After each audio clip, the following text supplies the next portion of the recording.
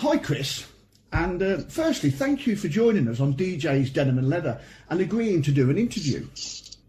Oh, my pleasure. Yeah, happy to be asked, and yeah, thanks a lot, Darren. Not a problem. Looking forward to it. Not a problem at all, Chris. Stormchild are cited as a frontrunner within the new wave of British heavy metal. Could you give us an insight into the band's origins? Yeah, sure. I mean, the band, we weren't friends at the start.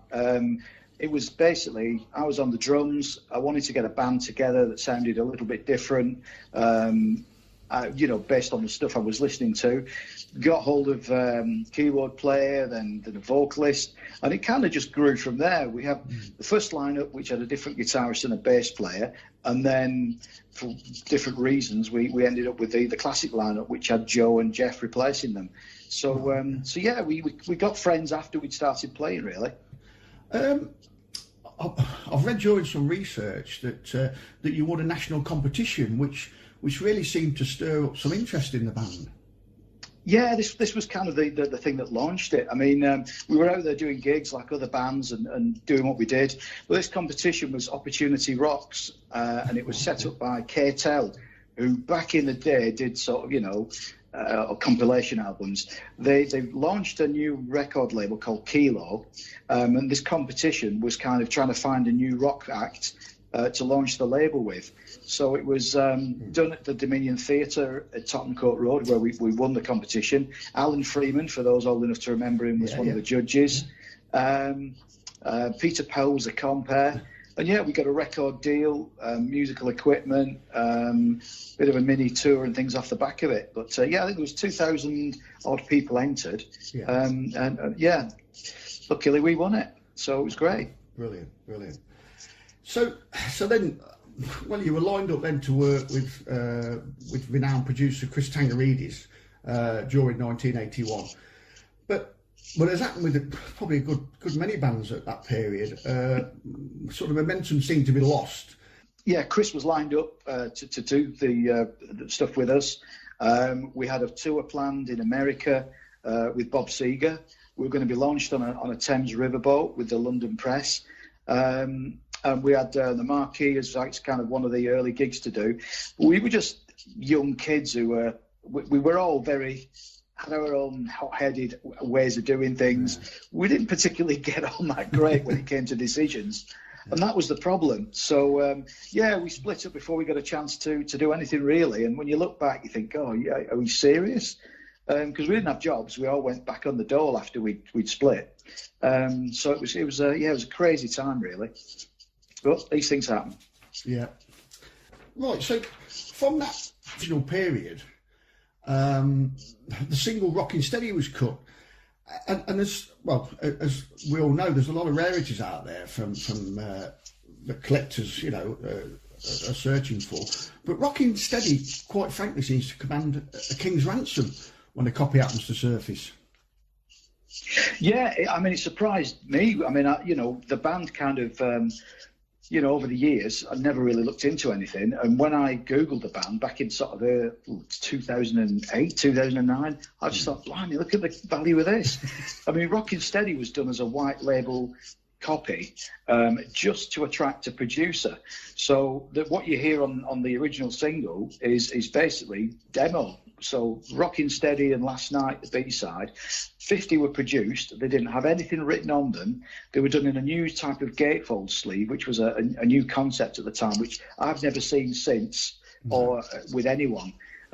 So we went out to lots of record producers, the likes of Mutt Lange, Chris Tangaridis, Roy Thomas Baker, who did Queen. And it was Chris who came on first and said he wanted to produce us. So yeah, but it's officially cited as the most expensive new wave of British heavy metal single. I was one guy who's got 3 copies, Mario Corbello in Italy. Yeah, right. And so yeah, he's going to be set up for life when he sells those. Blimey, brilliant! I wish I'd got 1 copy, never mind 3.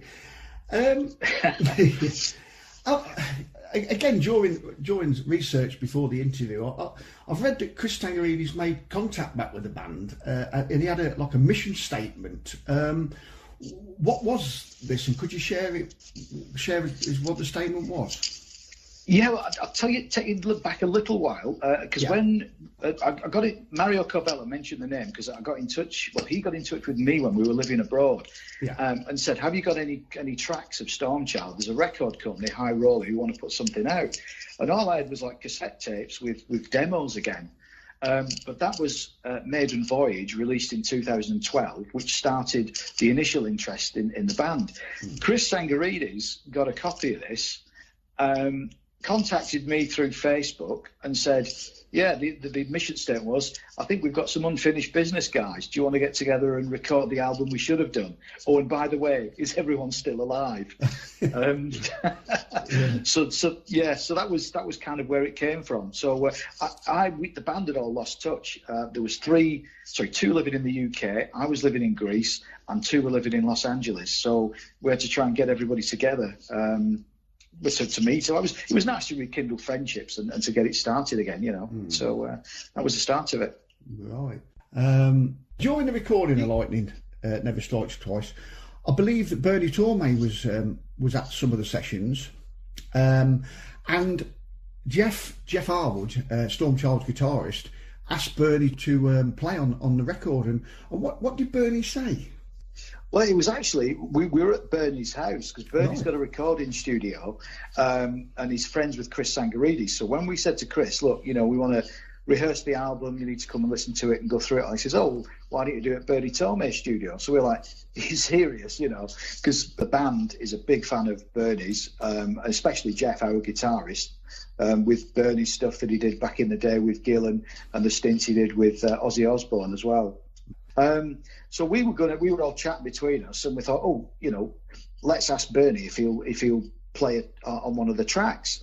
So Bernie had been listening to the band playing for the best part of the week, and then I just went over and said, Bernie, you know, would you play on one of the songs for us? You know, would you put a track down? And he says, I will. But he says, why? He says, your guitarist's great.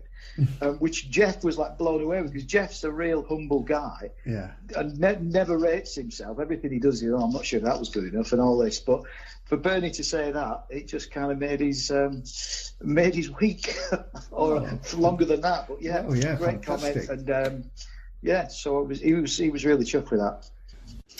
Okay, so I'm going to play a song now. Then you've chosen. Could you tell us what it is and what it really means to you? Yeah, because we mentioned Chris, obviously, Chris was going to get involved with the band, because, you know, he did the Anvil video. We've done loads of videos, takes when we were down there, and we're trying to put some kind of documentary together, a rockumentary. This next track was Chris's favourite song, and it's Dreamer. It's one of my favourites as well, but it's I think for Chris, it's the one that has to be played.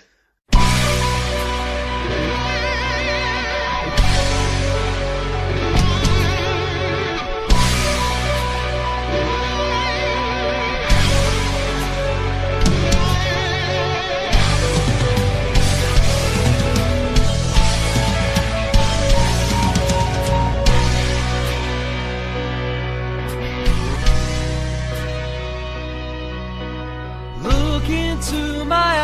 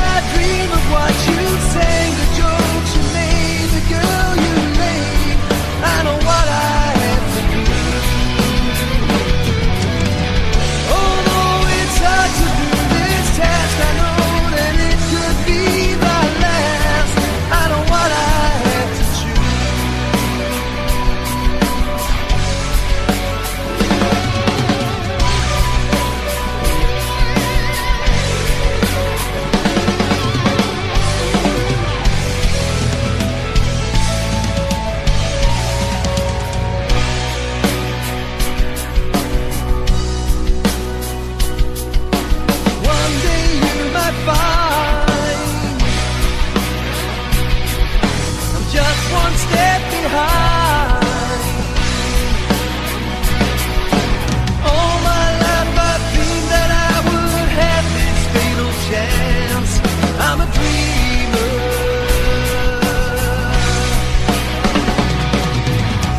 At night I dream of what you sang, the jokes you made, the girl you made, and I know what I had to do. Although it's hard to do this task, I know that it could be my last, and I know what I have to choose.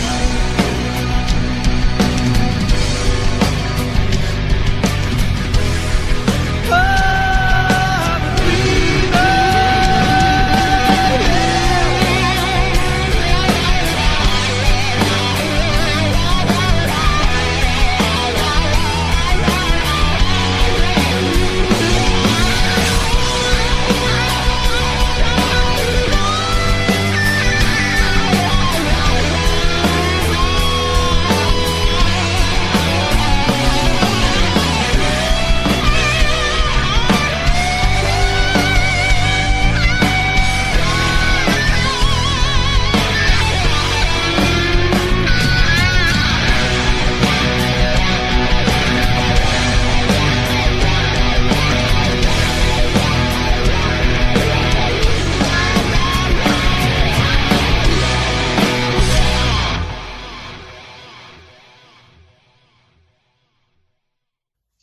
So the album Lightning Never Strikes Twice is released, and once again interest in Stormchild builds. And I've read you played a headline spot at this year's, yes, you have heard me right, this year's Brofest in February.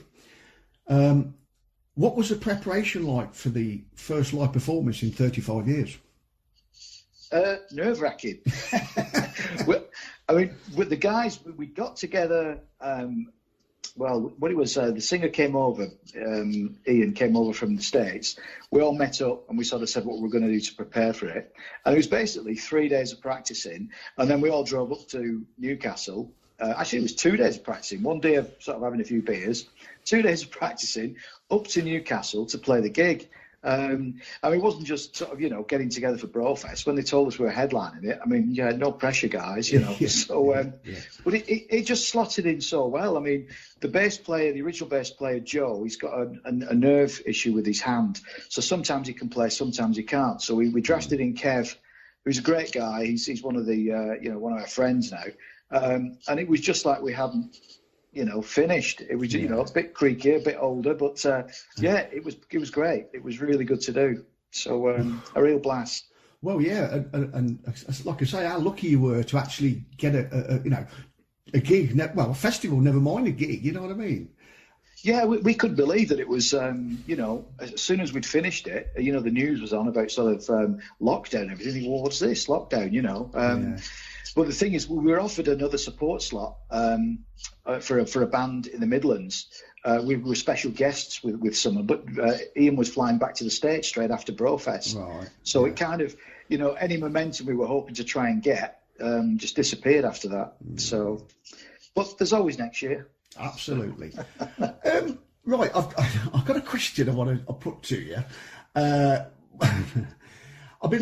been reading in a magazine interview that you did for a Polish magazine, and when I seen the question, this question that you asked, I thought, well, I needed to, I read it a couple of times actually, but the guy asked you that if you were marooned on a desert island just to be able to survive, which band member would you eat first and why? Yeah, it was a bizarre. I think the guy likes doing bizarre questions to put you off your stride, and he hit me with this one. I remember it, and yeah, I've got to give the same answer, because it's probably going to be Ian, the singer. He lives up in LA, so it's a healthy life. He showers more than the rest of us, and he's put a bit more meat on since the 70s. So yeah, I think we'd eat Ian. It's probably one of the only ways to shut him up as well. Sorry, Ian, mate. Love you guys, but yeah, you'd be in the pan before anyone else. Yeah. Right. On a more sort of serious note, then, you've kindly offered up some Stormchild goodies, and you have a question to ask, and if anybody out there knows the answer, I'd like you to email me. So what's the question then, Chris? Okay, here we go. When we used to practice years ago, which was the venue that we used to use the most? Was it Silverwell Street Sports Centre in Bolton, the Hut in the Graveyard at Christchurch, or Neil McCurley's Garage, the keyboard player? Right. So, yeah, those are the three questions. So if anybody knows the answer to the question, again, send it in to me now if you can. Okay, Chris. Sorry. Just gonna say, Darren, the answer to this was done in another interview sometime, and I'm pretty sure it's in the sleeve notes of Maiden Voyage. All right, okay. So if everyone's going rushing out to get the copy of that. Yeah, okay. But yeah. You've given a big clue there. A big clue there, but I'm sure, yeah. Let's see who gets it. Okay, great. Right, so finally a question that I always like to ask. Are there any messages out there for the fans, and what's in the pipeline for Stormchild? Oh, right. Yeah, the pipeline, I'll go through that first, but we've been asked to do Headliner Festival in Warsaw. At Brofest was the publisher for a Polish rock magazine or metal magazine called Metal Up.